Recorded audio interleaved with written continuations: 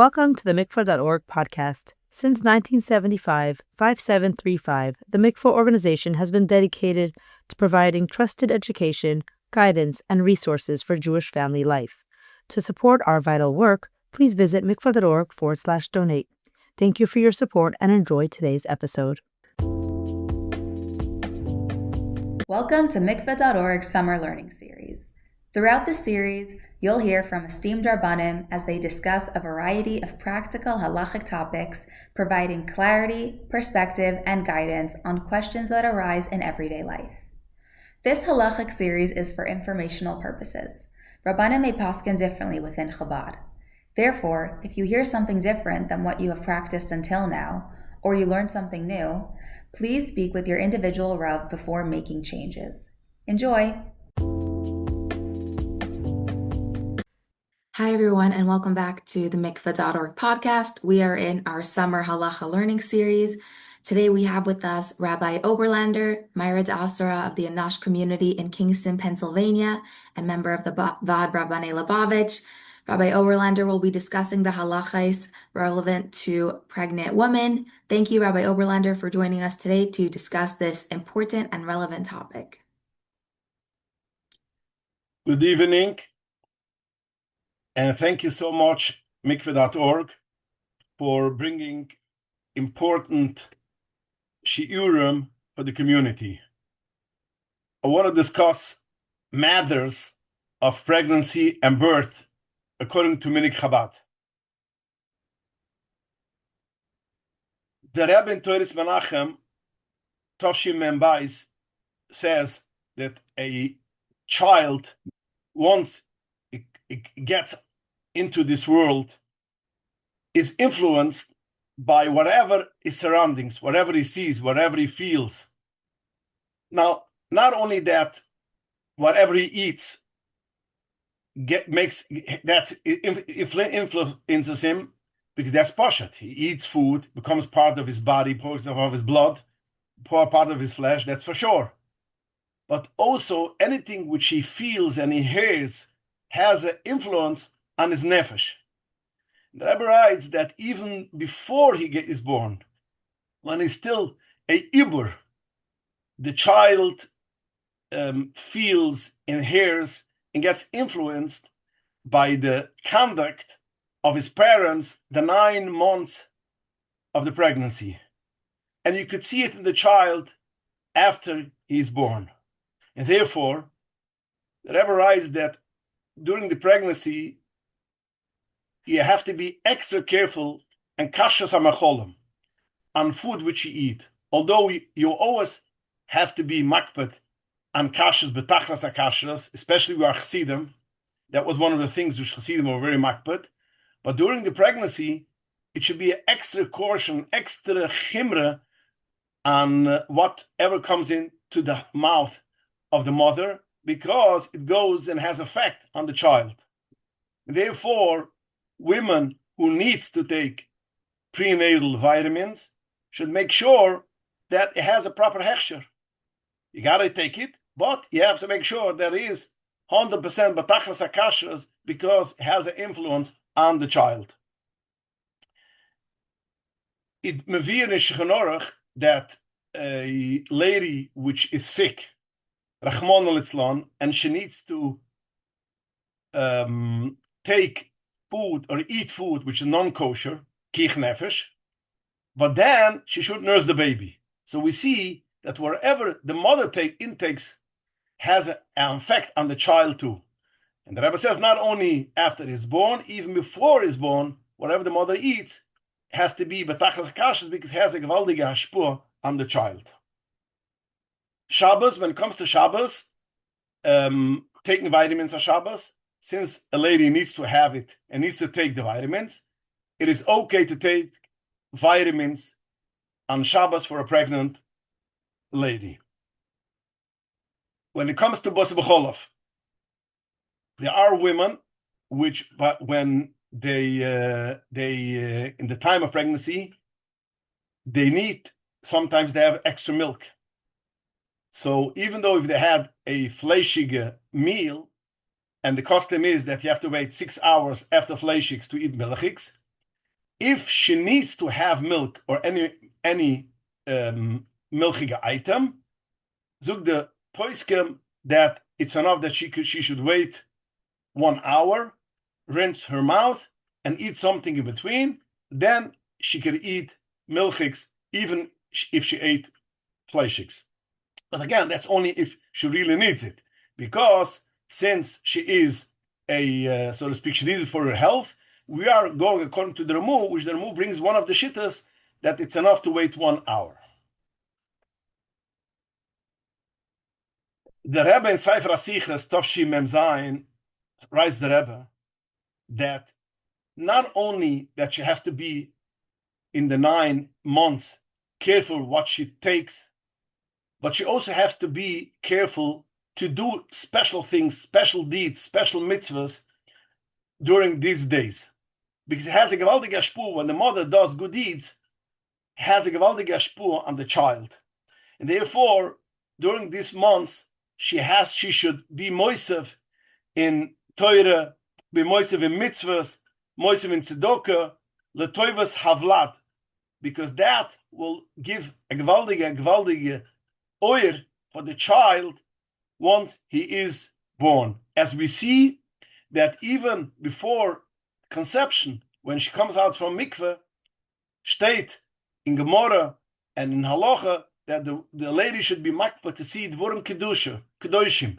She should see a Jewish woman, she shouldn't see dvorim temaim, because all these things have effect on the baby. So therefore, during these days, she has to be very makpah to be add on oir in order it should give chayas, the kedusha, for the child. Therefore, the Rebbe writes that she should be makpah, especially on the 3 mitzvahs which the women were given, which is the mitzvah of afroshas challah. In these days, she should be makpah taka. She should bake or make sure to make afroshas challah.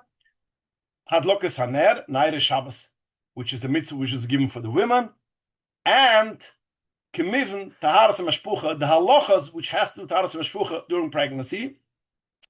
And therefore, these mitzvahs, when she does, gives extra protection for the mother. She should have an easy delivery. As the Gemara says in Masechta Shabbos, that these mitzvahs are a protection that women should be healthy and give a healthy delivery and an easy delivery. So therefore, the Rebbe, you should be makpah to basically make sure to be extra special in these mitzvahs and try to be mekayim these mitzvahs during this time. Also, steht in der Rabbeinu Yoina, one of the Rishonim, in the Geras HaTshuva, that in these days, the mother should do extra tefillah, and her child should grow up to be a Yerei Shamayim, a Chocham, smart, and should have success in Torah and mitzvahs. And the Rabbeinu Yoina writes, especially before she lights the Shabbos candles, she should have special in Zin, and she should specially have a tefillah for her child, that her child should grow up a Yerei Shamayim. And he gives the Nisach, Yehirutzan, She'iyeh bunai, b'ni, ma'irim b'toyre v'mitzvahs Yerei Shamayim. My child should grow up to be a light, a shining star in Torah and in mitzvahs, and she have a lot of Yerei Shamayim.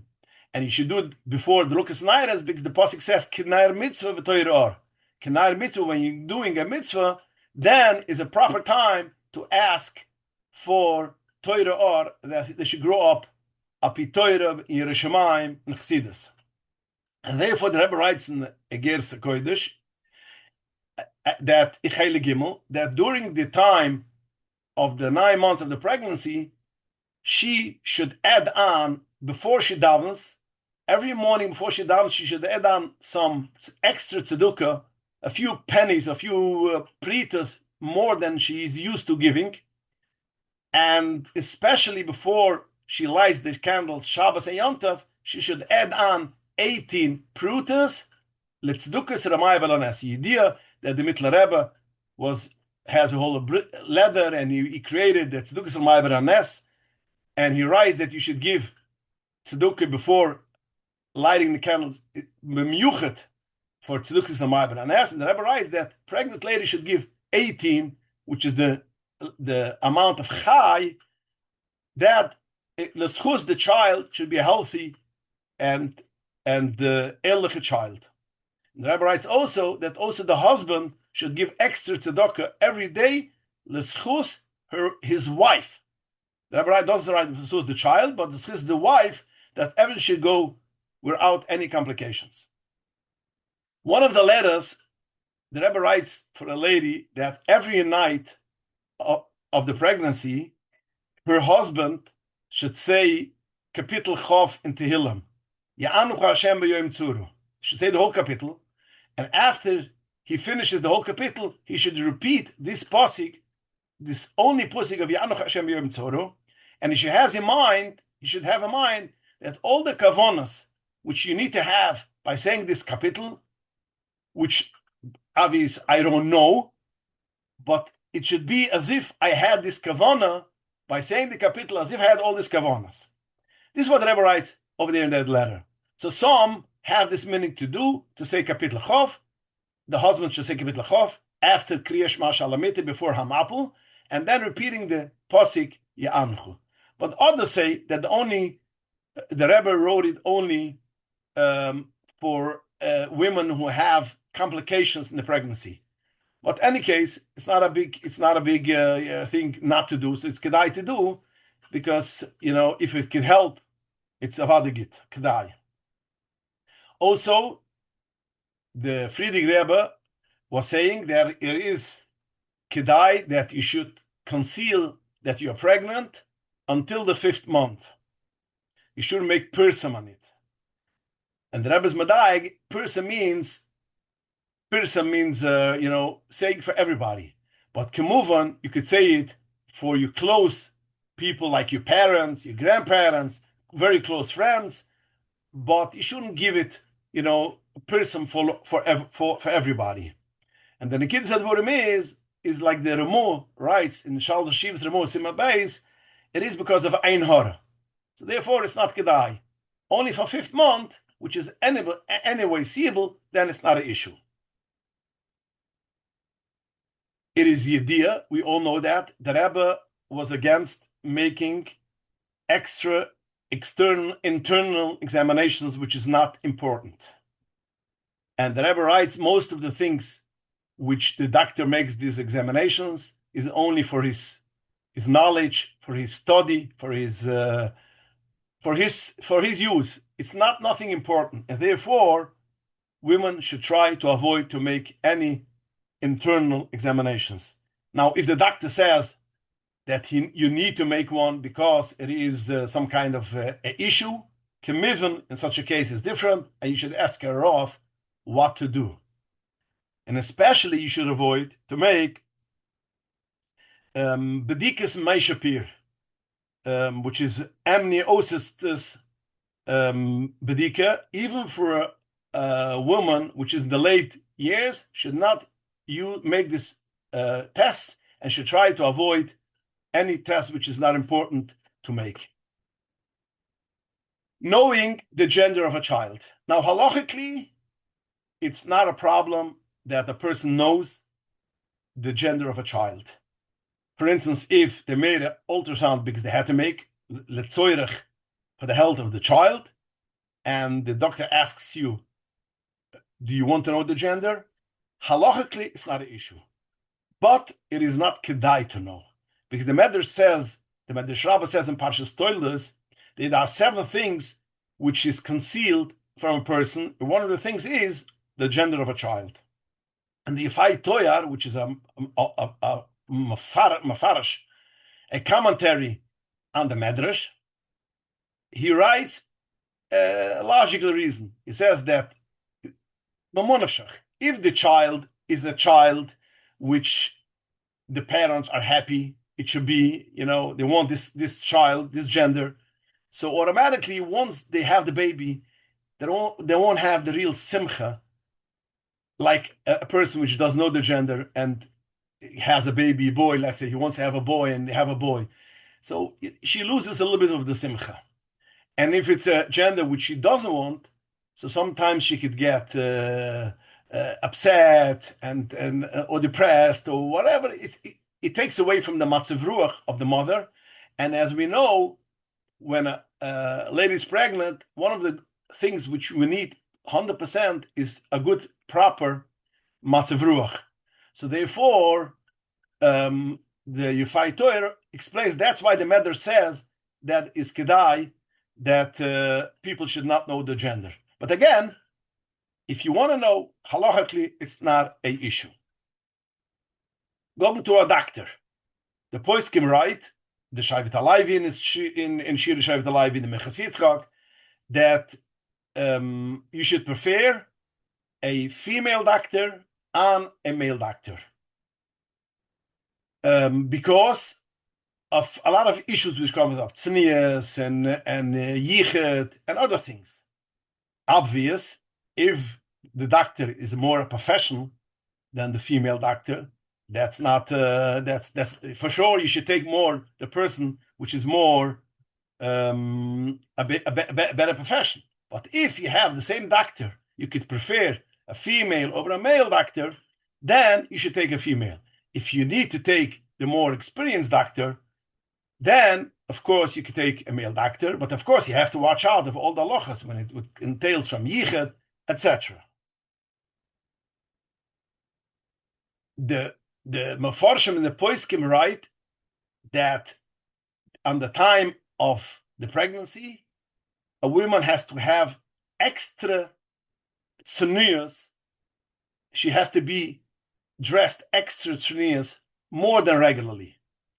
Especially that she shouldn't have tight-fitted clothing, which draws attention to the body. And it's interesting that even Ezra and Shir Hashirim brings a pasuk which says over there, it talks about a woman which is expecting, and it says, the end of the pasuk says, Suge b'shashanim. That means we see over there that, which Suge b'shashanim, the poskim write, it means that she's tsunua, like roses, and therefore he brings there that we see that women, when they are pregnant, they have to be extra special, careful, the way how they dress themselves. It shouldn't bring any attention to their body. It's interesting that the Rabbi Bachayai in Parshas Emoir, and also the Radak in Tehillim, on the pasuk which we said today in Tehillim, Ani avduchu ben ha'maseichu. So he says, why is it that Dr. Melech says, I'm a servant, ben ha'maseichu, by my mother? Why did he mention his mother, not his father? So the Rabbi Bachayai and the Radak writes, because it is the idea that the child gets, so to speak, the DNA, the nature, much more from his mother than from his father. When he grows up, you could see much more the mother than his father, for the good and for the better. Therefore, the Rabbi Bachai writes, when you see a person which is a tzaddik, a righteous person, or a humble person, you should know that the mother was a isha tsunua and had pure machshavas. So therefore, we see in the Rishonim that in this time, always you have to be tznius. But in this time, especially, you have to be extra careful to be tsunua, because it gives the Yerushalayim in the child, and we could see when the child grows up that the mother was modest, the way how she was dressing. So therefore, it's kedai especially to protect the fetus much more, because everything boils down to the kedisha and tahara and the tznius of the mother. Also is a letter from the Rebbe, where the Rebbe writes a few things which women which are pregnant should be careful. One of the things is, Pashat, medically, she shouldn't pick up heavy objects, which could, Chaz v'sholem, bring to a loss in pregnancy. She shouldn't make heavy exercise or running more than she's used to, or extra, because that could bring to a loss in pregnancy. And then we all know that stepping on nails of a human being is a skona to lose a pregnancy. The Gemara says that therefore that's why a chosad soirfam, a chosad burns his nails, because he doesn't want that Chaz v'sholem it should fall on the floor or somewhere and she get revealed and then exposed, and then a lady will step on it and chas v'sholem might lose the child. And the halacha says that if it does, when you take off your nails and something falls on the floor, you should make sure to sweep the floor right away, because if it doesn't stay on the place where it fell, it's no more skona. So therefore, you should sweep the floor. And therefore, it's very important that people should know that pregnant women should not go to manicure their nails, because the floor over there is full of nails and it is pasha dangerous. So therefore, these days, stay away from nail salon. Also, in Heichel Menachem, which is a book of letters and heroes of the Rebbe, he brings down that the Rebbe wrote that if a person did not check his mezuzahs in the last 12 months, then he should check his mezuzahs during his wife's pregnancy, and it's also kedai that the husband should check his tefillin. Also, is very important that he should be makpet on the tehillim, which is saying chitas, especially during the days of the pregnancy, in order she should have a leida, a delivery, b'shu toive mitzlachas. There's a minig which the Rebbe brings down that women which are pregnant do not go to a zoo. The reason is we don't want that they should see chayes tamayas, behemoths tamayas, non-kosher animals, because when a lady sees non-kosher animals, it has an effect on the child, and therefore a lady in these days should be makbet extra careful not to look pictures which is not sneers, not to go to places which is not snua, not to go to the beaches where people are not dressed sneers dik, and b'chlal watch out not on the street to see only dvorim shebekdisha and not people who are dressed immodest. So therefore, she should have shmiras anayim these days, especially in the Rebbe says it over again and again, especially in the Zvadas Tov Sheinin, which the Rebbe emphasizes very much, that you should make sure that when you go on the street, that the wife, the mother of the child, should watch out what she sees and not look even on women which are not dressed but sneers. There's also a minik that a pregnant lady is not a kvater for a child. He doesn't bring in the baby to the bris together with the husband. The same is also a minik that pregnant women are not interfered by a chasana. The Meches Yitzchak writes, I don't know exactly the reason why there's such a minik. What's wrong if they're a kvater? What's wrong if they're a interferer? What he says, there's a famous Rashba, which the Rashba says, any minig which you saw by your grandmother, you should keep, because the menhugam which the old ladies have, we should keep, and has something to it. So the Meches Yitzchak, since there is such a minig, so therefore we should be makbet on this minig. And this is a minig which the Rebbe brings down also.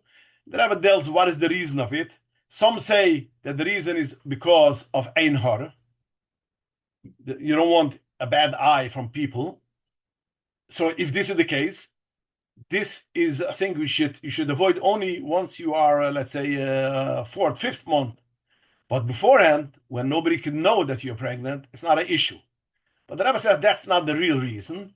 The Rebbe realizes the real reason is because the minig is that the interferer should be only 2 people or 4 people, not 3 people. So therefore, if she's interferer, there's a third person involved, so to speak. So the Rebbe says in such a case, if you have to be interferer, for instance, your child is getting married and the parents want to be interferer, in such a case, they should also ask the grandparent should also come be interfered together with her, together with them, or other couple, a sister-in-law, in-laws, so then it's not an issue. That means she's interferer, and also there are other couple which is interferer. That's not an issue. But they themselves should not be interferer, because then it is 3 people which are doing the interfererschaft and not 2 people. Going to a levaya. The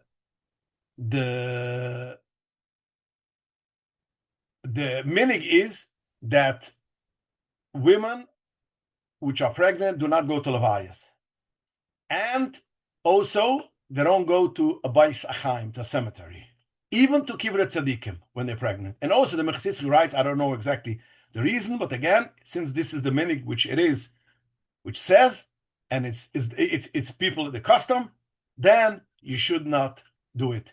And some say, which makes a lot of sense, since the bais achaim there's a lot of clippers and timas, that's why we wash the hands after we come out from bais achaim. So therefore, you don't want to go in, because again, the 9 months of pregnancy has to be a very holy time in order that the child should be coming in on this world b'gdish iftahara. But kemuven, if you have a yortzeit, you have a parent or a grandparent, and you have to go to a bais achaim, zugn of them the poskem, which is also brought down in B'Shem Reb Zalman Shimon Dvorkin, that if you stay away 4 amas from the caver, that means about 8 feet from the caver, then it's not an issue. But that's only if you need to go. Kemuvan, going to the Rebbe to the oil, is not a part of this chimra, because going to the Rebbe is you're not going, like the Rebbe once said, you're not going to the Rebbe as to a caver, you're going to the Rebbe as a Rebbe. So therefore, in such a case, you are going to the Rebbe's oil when you are pregnant. But kemuvan, only to the Rebbe's oil, and once you're out of the oil, you walk out and you don't go to other quorum, even not to the Rebbetzin, even to the other quorum, only to the Rebbe, and you go home. You don't go in the bais achaim itself. The Kaf HaChaim brings down a minig, B'Shem Rebbe Meilech Mirzensk, the Baal Noimel HaMeilech, that women should have a kapaida, that during the pregnancy they should be makpa to eat malav malka, l'schus, l'shem malav de malka. L'shem sees malav malka. She should make sure to eat l'shem malav de malka, and that will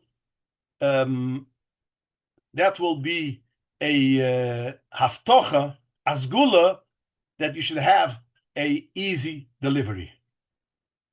Also brings down the Rebbe, there's a minig by the Polish Chassidim, that women, the 9th month of the pregnancy, they go to the mikveh.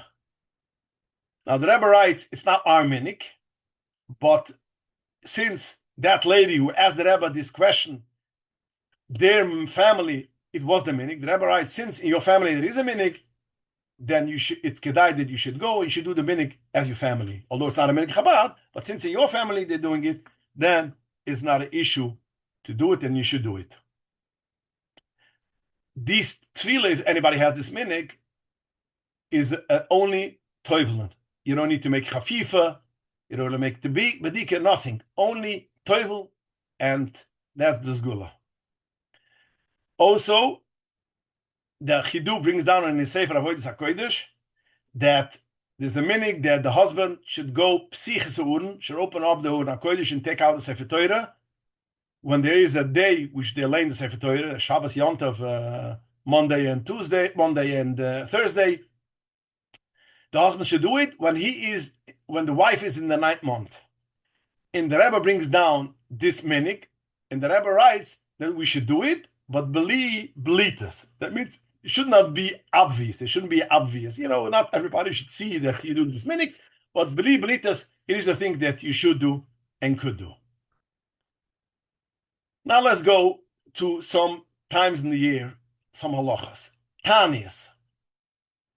Pregnant women are not mechiyev to fast on a tanas tzibur, other than Tisha B'Av Yom Kippur. That means the sort of a tevis, Shivos B'Tamas, Tzom Gedalia, Tanas Esther, they are not mechiyev to fast because they need it for their health, for themselves and for the child, and therefore they can eat. Zugt steht aber the Shulchan Aruch, they should eat only foods which give them strength and not delicacies.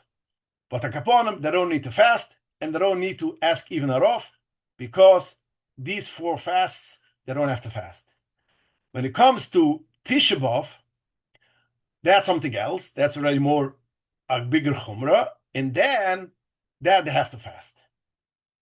And B'chlal, Tisha B'Av and Yom Kippur, they have to fast. Tisha B'Av midrabanan, Yom Kippur midaraisa. Now, B'chlal, when anybody has to fast, especially pregnant women, the way how to make it an easy fast is the last 48 hours before the fast, they should drink a lot, especially water or things which have a lot of electrolyte. Once you drink a lot, you eat a melon, watermelon, grapes, and during the fast, you stay in a cold room, air conditioned room, it shouldn't be a big thing to fast. So Tisha B'Av, also a pregnant lady has to fast. If she's a high risk or she's very, very weak, then Tisha B'Av, it is a thing which she could eat. K'mivin she should consult with the Rova, but Pashtas, it will be the answer that she could eat. If it is Tisha B'Av falls on Shabbos and it was pushed off to Sunday, then it has the same halacha, or like the other 4 fasts, which we said before, she doesn't need to fast. When it's a nitcha. If it's not a nitcha, only when she's very, very weak or she's high risk, then she has a heter to eat. K'mivin, if it's Tisha B'Av, which falls on Shabbos, and it was pushed off to Sunday, and she needs to eat, she should make Havdalah beforehand, because you didn't make Havdalah in Matzah Shabbos. When it comes to Yom Kippur, you have to fast. Even pregnant women have to fast. And again, as I mentioned before, drink a lot, things which have electrolyte, stay in a cool room, air-conditioned room, and you could stay even in bed all day. And if you have children to take care, if you need to stay in bed, and if not, Chaz v'shul, you might be in such a state that you have to break the fast, then you stay in bed, and your husband should stay home, not go in shul, and should take care of the children, because a chiyuv of fasting, Yom Kippur, is a mitzvah daraisa. So therefore, his going to shul is not a mitzvah daraisa. So therefore, in such a case, he should stay home and take care of the children. But so again, a lady which is pregnant has to fast on Yom Kippur. Now, if it's dangerous for her to fast, that's something else. Then she should ask her off what to do, how she could eat, if she could eat, and then you're going to shiurim, how much she could eat. Then she should consult with the roof. But other than that, Tisha B'Av Yom Kippur is a time which she has to fast. In the 9 days, we have a minig, which is brought down even halacha, that we don't eat meat in the 9 days. Now, a pregnant lady which needs to eat for her health and the health of the child, needs to eat meat, she could eat meat in the 9 days. Now, if it's enough for her chicken, that's preferable. But if she needs to have red meat, then she could eat meat, because this is the tzorich refuah. It's not for pleasure, and therefore it's not an issue for her to eat meat in the 9 days if she needs it. Now again, if chicken is enough, then she should go for chicken. Sitting on a low chair, which some pregnant women will have an issue, then if it's hard for her, she could sit on the regular chair on Tisha B'Av. Kaporas Erev Yom Kippur. The minig is, especially at Kabbalah, that every person has his own chicken. So therefore, a lady which is pregnant needs to have 3 chickens. 1 for her, and 2 for the child, which you don't know if it's a boy or it's a girl. So therefore, you have to have 3 chickens. If it happens to be that you know the gender of the child, so then 2 chickens is enough. 1 for the mother and 1 for the child. Whatever. If it's a boy, you take a tarnagoylas. If it's a boy, you take a yarnago. So it's enough 2 chickens. Purim, Erev Purim, that means Tanas Esther, it's a minik that we give machzes a shekel. And the minig is, which says in the Poiskim, the Mishabri brings it down, that we also give for the fetus, also for the ibor. So therefore, we should remember that when the husband goes and gives for all his children machzes shekel, he should also give a machzes shekel for the ibor, which is still not born, and that's the minig. Let's move on to Pesach. Pesach, women are mechiyev all the mitzvahs halaylu than the men, since they were also a part of the nes. So therefore, they have to drink dalat koises, they have to eat matzah, morer, all these things which the men are mechiyev, they are mechiyev. Now there are women which have an issue of drinking wine. Kemuvan, you could drink the dalat koises of grape juice. And you take the smallest shear, which is the shear of Rabbi Chaim Noah, which is 2.9 ounces. Take a small cup, and 4 such cups should be perfect, and you could have it in grape juice. If even this is a problem, because even some women will have a problem even with grape juice, then the halacha says that you could drink a liquid which is chamar medina. Chamar medina means it is a liquid which you are machabet a guest when they come to you, which means what goes in the category goes in coffee, tea, and juices. Juices, orange juice, apple juice, these kind of juices which are natural juices, not from concentrated.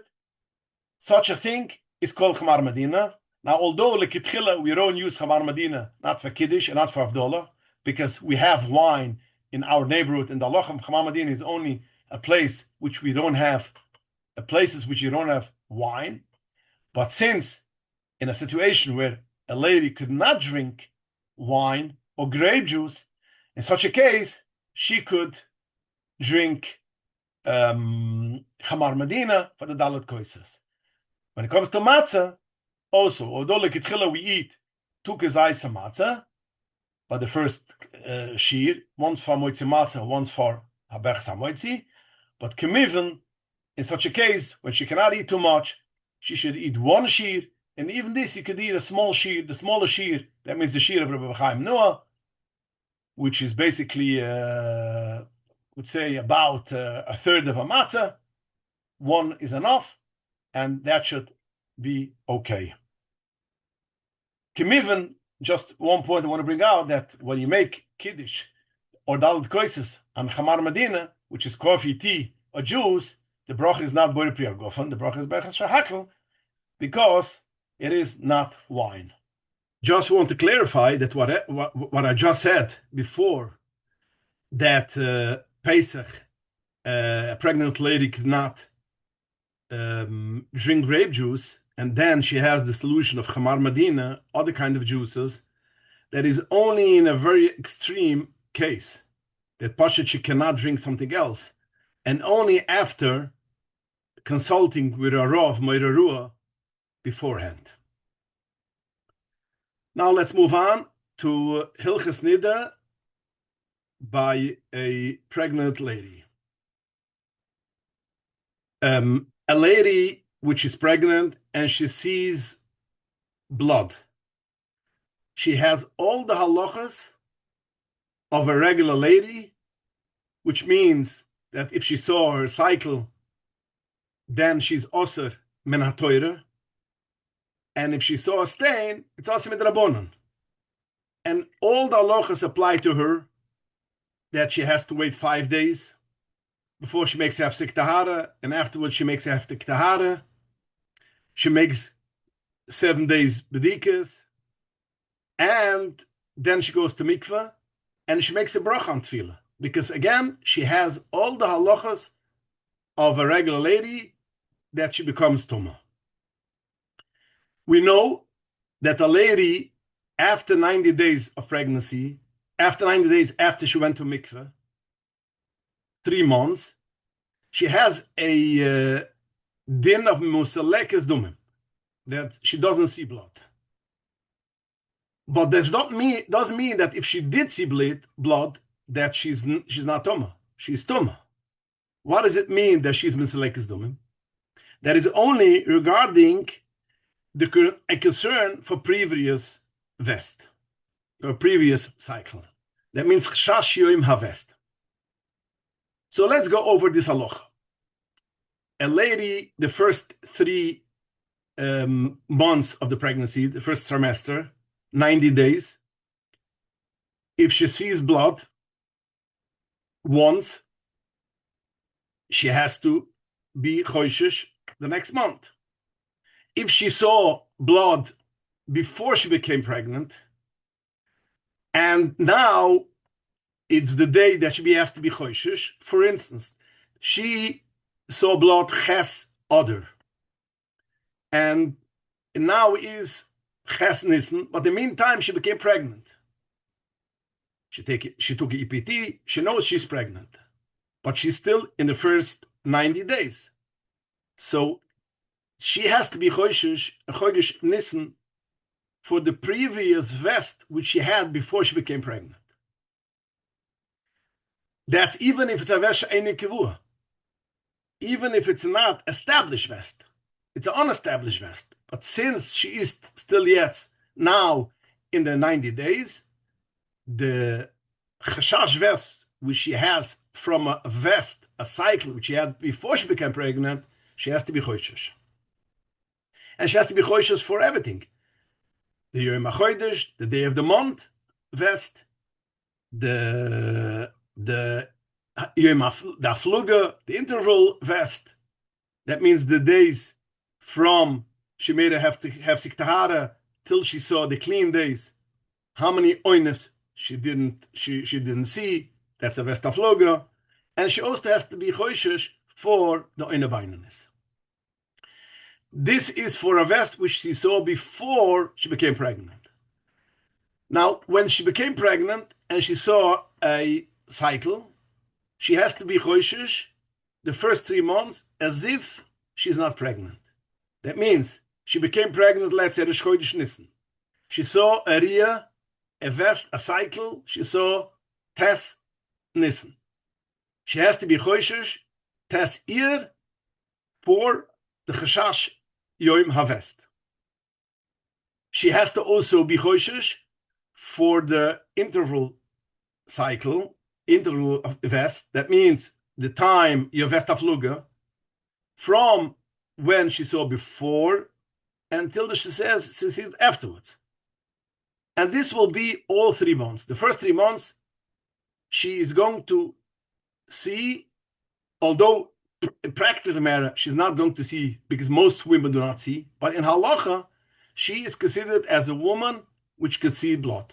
So therefore, if she sees blood in the first 3 months, she has to be choishish of all the vests which she has. Yom HaChodesh, vest HaFluga, and oine bainanis. And if she sees 3 times in the first 3 months, that means she saw ches nissen, ches ir, and ches sivan 3 times. So she has a kaviyas vest, a established vest.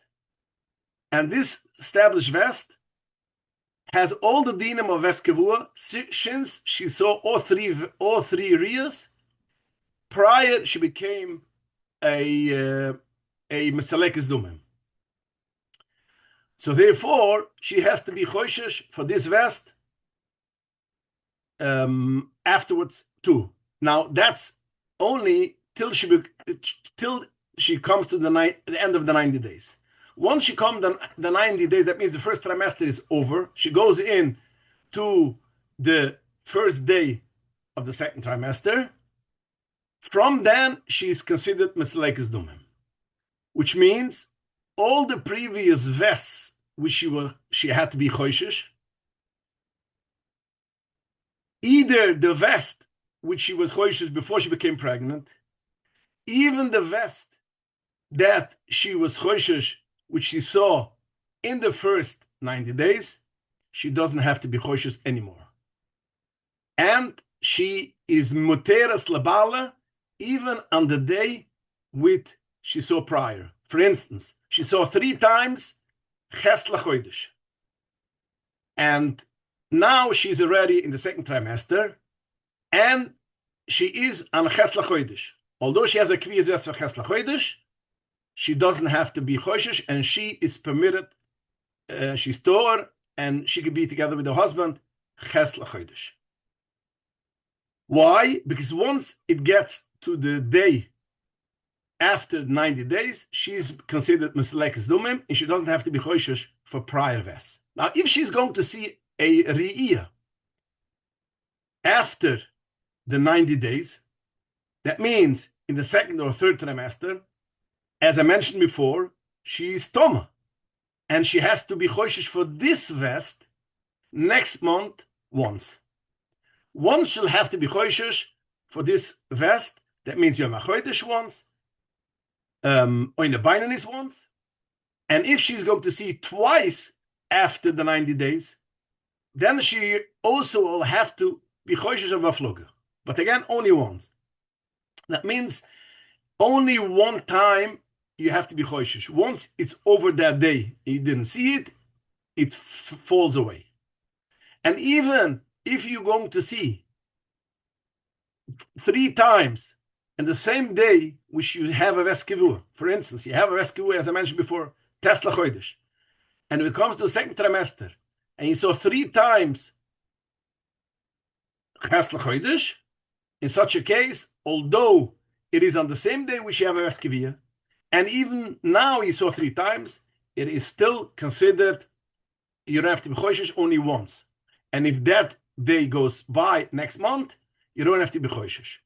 So again, to sum it up, whenever she sees after the 90 days, whenever she sees during the pregnancy, all the 9 months, she's become a stoma.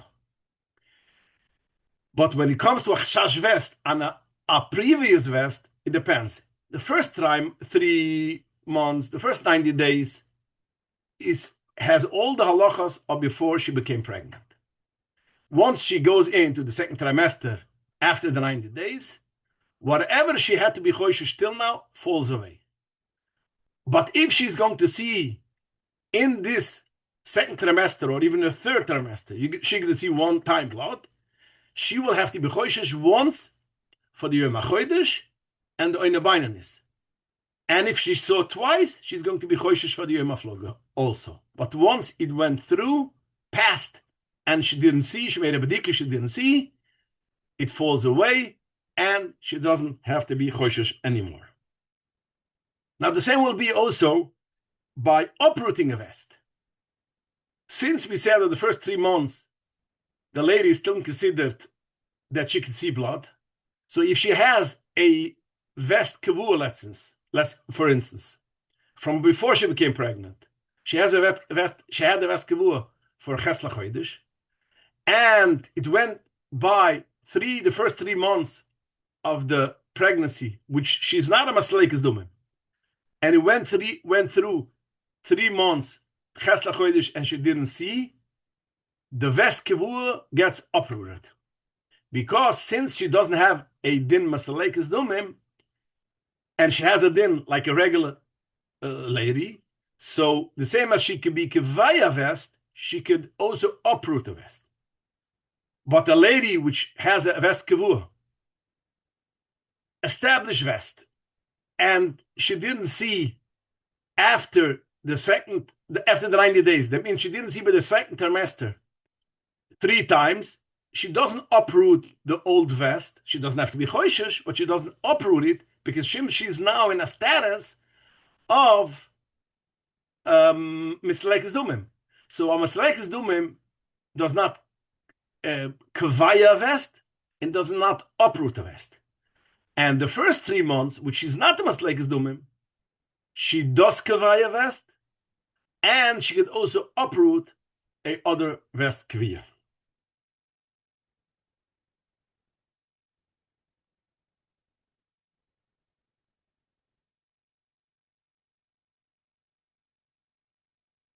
So now let's move on. And I mentioned before that that it's preferable that the lady should go to a female doctor rather than a male doctor, a OB/GYN doctor. But if the male doctor is a bigger professional, then you could go to a male doctor. But you have to be makbet an yichud. So let's delve in a little bit on hilchas yichud when you're going to a doctor.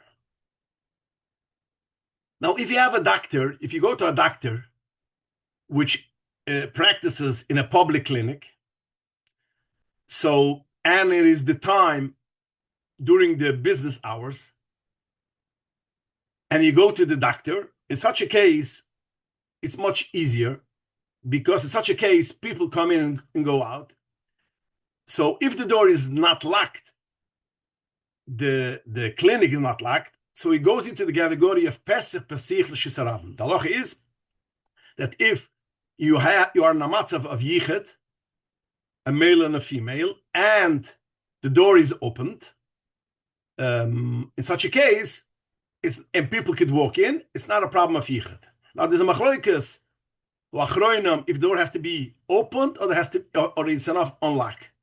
And we say lekitchila, it should be opened.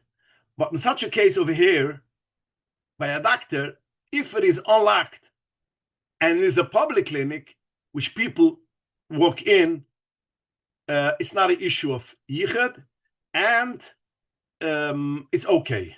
But she should try not to go in the last half an hour and a half, 50 minutes before,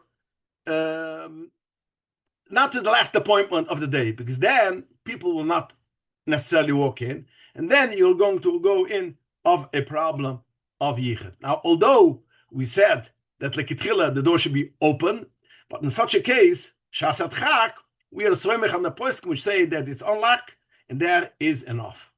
And in such a case, you don't have to take along your husband to come along with you, because whenever it's not 100% necessary, it's not kedai that a husband should come along to a doctor, female doctor, a OB/GYN doctor b'chlal. But that's only if it's in a public clinic. If you're going to a doctor which practices in a private clinic, and there's appointments, they make appointments, every half an hour, every 3/4 an hour, a lady gets an appointment. Over here already, you're going to in the problem of yichud, even if the door is unlocked, because people do not walk in. And even if the doctor has a secretary or a nurse, that won't help, because a man could not be in a matzav of yichud even with 2 ladies. So even if there is a secretary or a nurse, that won't help you. And even if you have a secretary and a nurse, both, which now you have already 3 ladies, and 3 women, a man could be miyached with 3 women, al kaponam la'ais hatzoyrech, but over here it won't help. First of all, because if they're not Jewish, if the nurse and the secretary is not Jewish, so it doesn't help b'chlal. They're not a shomer. And even if they are Jewish, if they're not frum, they're also not a shomer, a guard. So automatically, you're going into a problem of yichud, even if there's a nurse and a secretary in that office. That's number 1. Number 2, there's a concept in halacha that misha oskenu imanoshim, a person which deals his only dealings are with women. That means he's a doctor, a woman doctor. That means his Isaac, his work is with ladies. In such a case, a doctor which his work is with ladies, it won't help even 3 ladies. So therefore, in such a case, you're going into a big problem when you're going to such a doctor, because even if they have a nurse and a secretary, even a 3rd lady, which is not from, that won't help. So therefore, it is a problem. And even if the husband is in that city, because we have a halacha, if a lady is is together with a man, but her husband knows where she is, and she is he's in town, that will help. That's called Ba'alabiyah. If the husband is in town, that will help. It shouldn't be a problem of yichud. But in such a case, it won't help. Even if the lady, the pregnant lady's husband, knows that she went to the doctor, and he's in town, but since the doctor is iskoyen imanushim, as I mentioned before, he deals with women, and a person which deals with women, the heter of Baal Abihir doesn't apply. So that won't help either. And even if the doctor has his own wife there, which, let's say the wife is the secretary, but that will help only if the doctor is Jewish. When the doctor is Jewish, the wife is a shomeres. But if the doctor is a non-Jew, even if the wife is together with him, she's not a shomer, she's not a guard. Because the law is, by non-Jews, the husband is a shomer on the wife, but the wife is not a shomer on the husband. So therefore, even if you have a doctor, which the wife is the secretary, and not Jewish, it won't help, and you'll have going into a problem of yichud. So in such a case, when a lady needs to go to a doctor and he's a private clinic, in such a case, we have a few solutions. The first solution is that she should go along with her husband. And the husband does not need to go into the doctor's, in the room of the doctor. As long as he's sitting outside, he's outside and the door is unlocked. So that will be fine and that will help.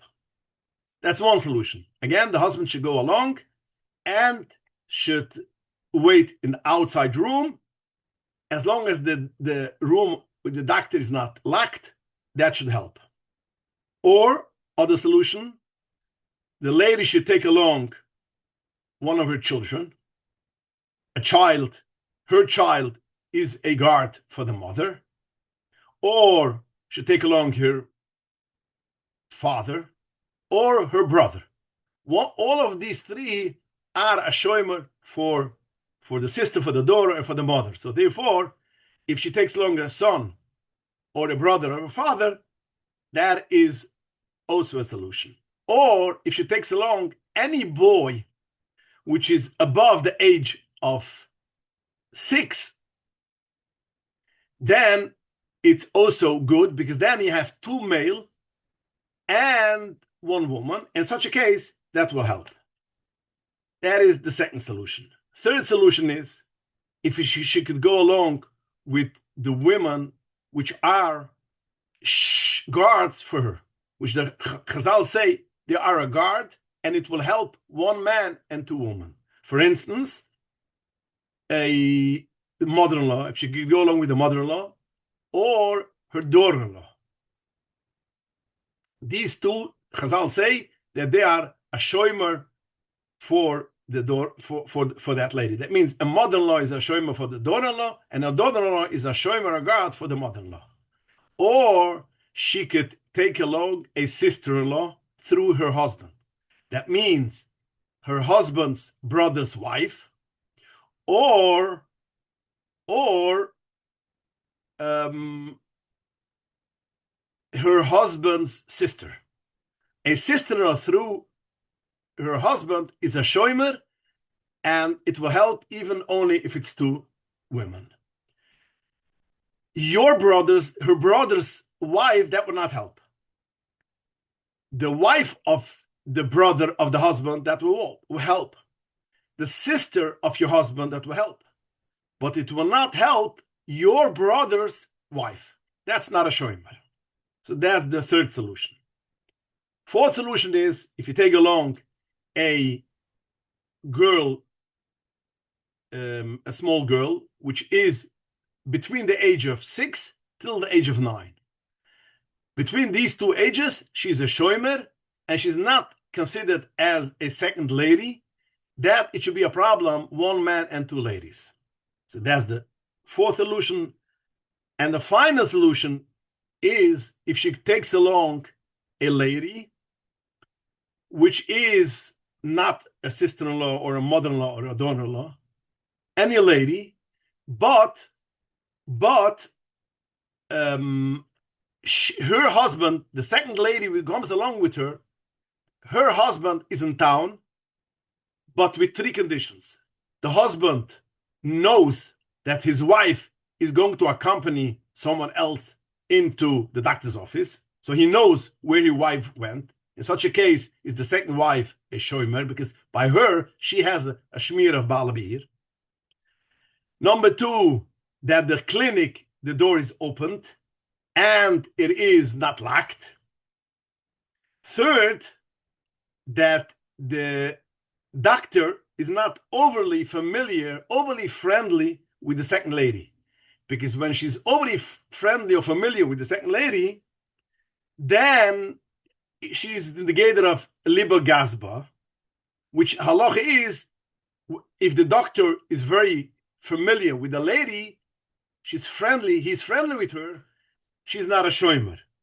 And even if the second lady is shomer ter mitzvahs, in Baal Beir, and her husband is in town, if liber gasba won't help.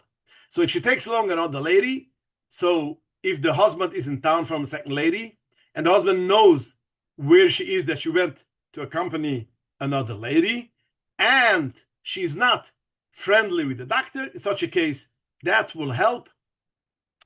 It shouldn't be a problem of yichud. Other than that, you have to consult with a Rav how to do, because you're going into a very serious problem of iser yichud. Let's move on. I mentioned before that the Rebbe said that you should try to avoid bedikas, internal tests for a pregnant lady. I just want to add, in this is also, you shouldn't make a ultrasound if you don't need. Now, if the doctor says he sees something, or he's afraid of a problem, and you should take an ultrasound, that's something else. And then you should ask her off if you should take an ultrasound. But if you don't have any issue, in just because they want to know their statistic and they're overly precautious, in such a case, you shouldn't make an ultrasound, even though it's an external, it's not an internal test. Just wanted to mention, if they did make an ultrasound, because there was for medical reasons, external ultrasound does not render the lady toma. She still stays to her. Okay, so let's move on now next. When does a lady become toma by birth, when it comes to giving birth? It is common that a lady in the last couple of weeks, especially last couple of days, but even the last even the last 9th month, that the cervix is slightly opened. Especially it's common by ladies who gave already birth to previous babies.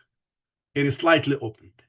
Now, although we know that when a doctor opens the cervix, then you are toma, because there's a klal in halacha, ein psich sakeve blidam, that whenever you force to open the cervix, it will come out down, even if you didn't see.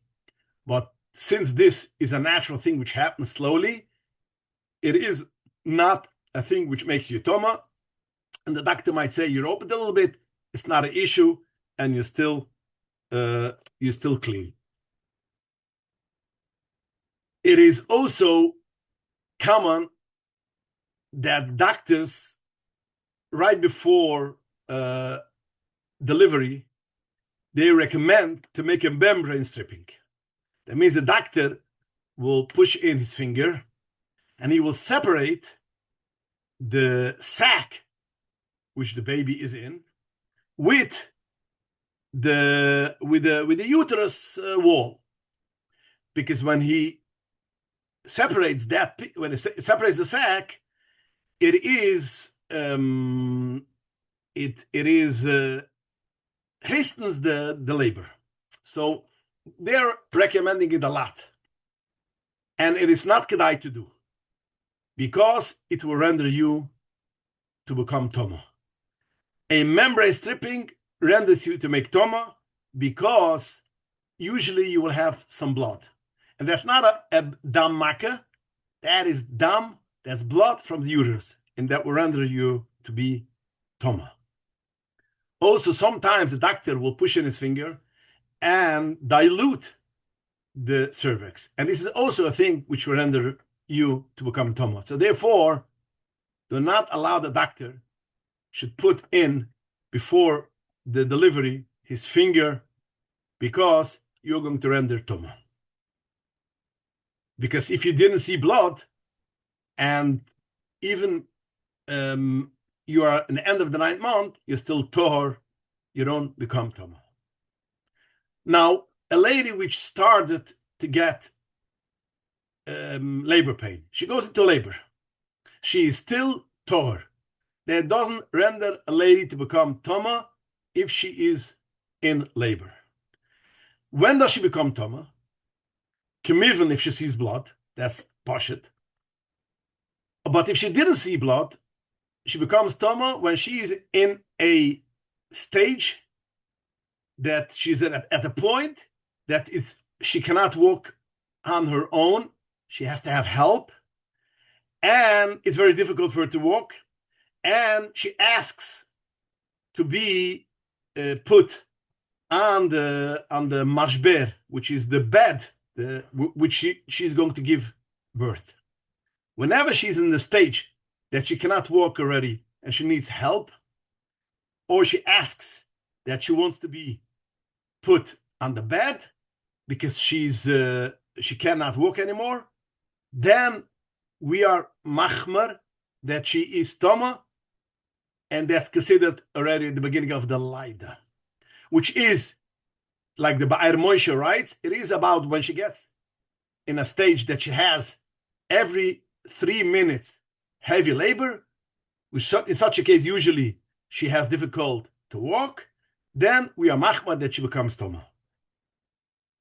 Now, if she's in a stage which she didn't see blood, and she is in this stage already, she sees every 3 minutes, she cannot walk that much, and it's a tzoyrech gudel ma'oid, and it's a very, very tzoyrech that she needs some kind of help, the husband shall help her, but she didn't see blood, she should ask her off if there is any way to be Michael still in this stage, to the husband should be able to help her stand up or give something to her hands, all these kind of things.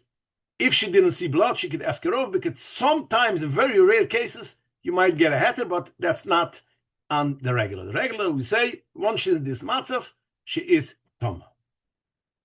Now, if she became in a matzav that she has very heavy pain, labor pain, and even, for instance, she had it every 3 minutes, but then it stopped, like forced labor, and the midwife says that the delivery stopped. That means, you could go home, or in such a case, although she had very heavy labor pain, since it was forced labor and she didn't see any blood, she is still tuhoir, she's still clean. If she saw blood, that's something else. What we are talking when she didn't see blood. Once she sees blood, she's in any case toma. But if she didn't see blood, although she had very hard contractions, and she was in the matzav, which we will say it's the beginning of the birth, since it stopped, and according to the midwife, the delivery stopped, in such a case, she still stays tahor. Okay, so now let's get to the halachas of when the water breaks. Before you have a baby, the water breaks. What is the halacha when you become tama? Now, if the water breaks and it's a time and a place where you could check the water, for instance, it's in your bed or you could check your underwear, and you see there's no blood at all, then she still stays tahor. If there was no option, or you didn't check it, you didn't check it, or you couldn't check it, so then we say that it might be a drop of blood inside, and therefore she is tama. So only when it was checked and you saw there was no blood at all, then you could be Michael and she stays tahor. If you checked and there is even one drop of blood, or even if you couldn't check it, so you don't know if there was blood, we are machmer, and we say that she is tuma, and she's not clean anymore. When it comes to the mucus plug falls out also before delivery. The mucus plug is only if you checked it and you saw blood, then you are tuma. If you didn't check it and or you checked it and it's clean, or even if you didn't check it because it fell out and you didn't see it, then it is okay and it's still tuma. It's still tahor, I'm sorry. So again, the mucus plug, even if you didn't check it, misufak, we are also saying you're still tahor.